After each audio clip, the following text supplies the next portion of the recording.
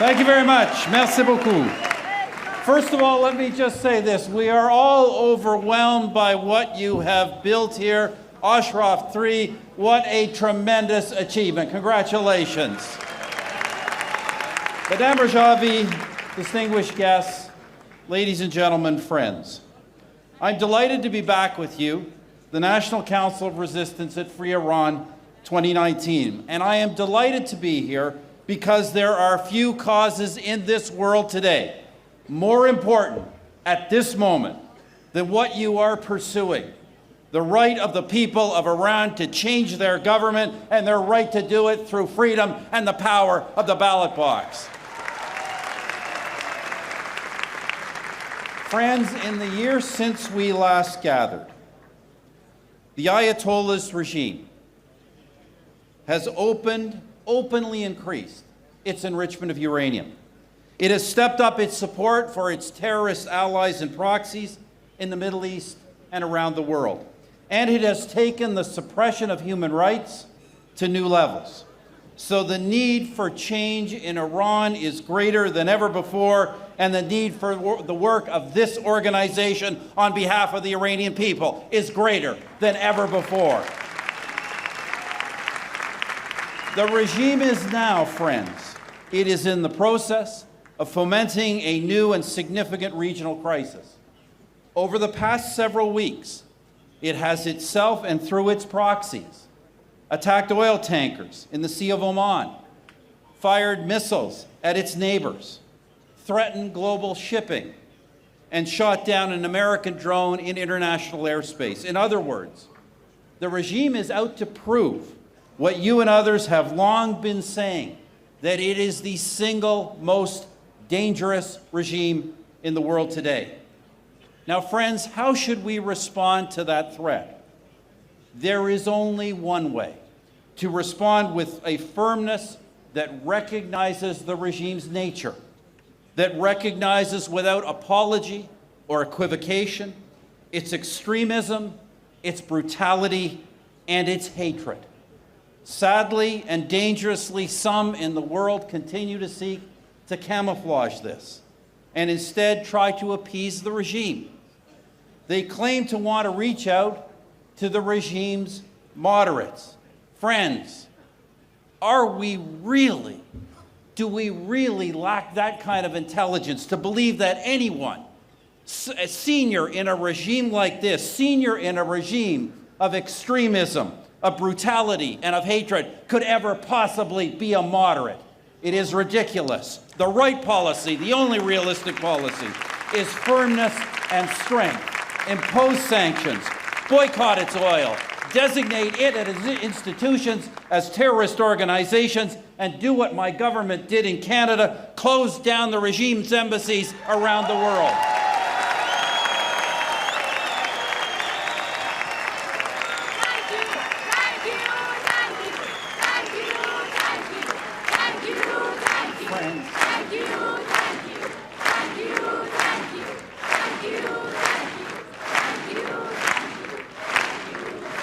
Friends, what really is the argument against responding in this way, against responding with firmness and strength? It is, claim the apologists for the Ayatollah's regime, it is because the world, they say, has a stark choice: appeasement or war. Now, friends, you know and we know that is a false choice. Surrender to the regime's religious fascism is not an avoidance of war.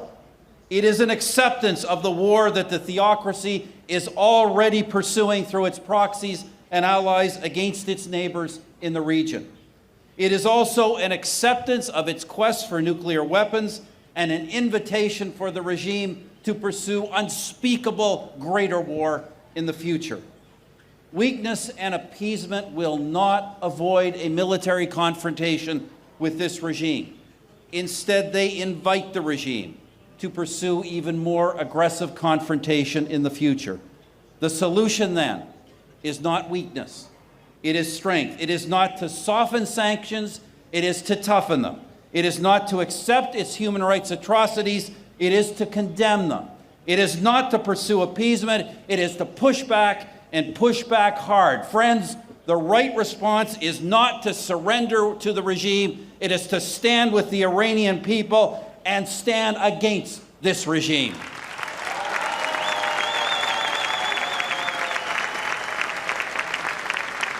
The religious fascism of the Ayatollah's regime will never be good for the world. It will never be good for the region, and it will never be good for the people of Iran. Its very existence means confrontation with the world, with its neighbors, and with its own citizens. Those are the people we must stand with. And that means standing behind the 10-point plan that Madame Rajavi and the National Council have committed to.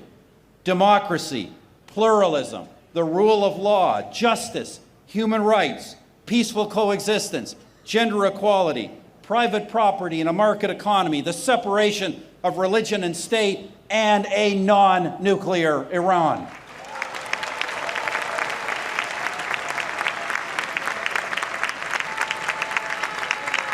These things are the only way the confrontation and the danger disappear. Friends, that 10-point plan, your 10-point plan, is the future. It is the future the world wants. It is the future that Iranians need. And it is the future you have long fought for. So I say again to you, my friends, do not give up hope. Do not in any way relent in your struggle. Underneath the extremism and perversion of the Ayatollah's regime is a great country, a great culture, a great faith, a great civilization yearning to be free. And that is what the world, everyone in the world, wants in Iran. Today, I am joined here, as I was last year, by many Canadians. I am joined both by those who supported my government and those who oppose my government, but who are united behind your dreams of a new and better Iran. And these Canadians are just a small sample of the millions of people of goodwill and fortitude in Canada and of the billions of similar people around the world who share your aspirations for a new Iran.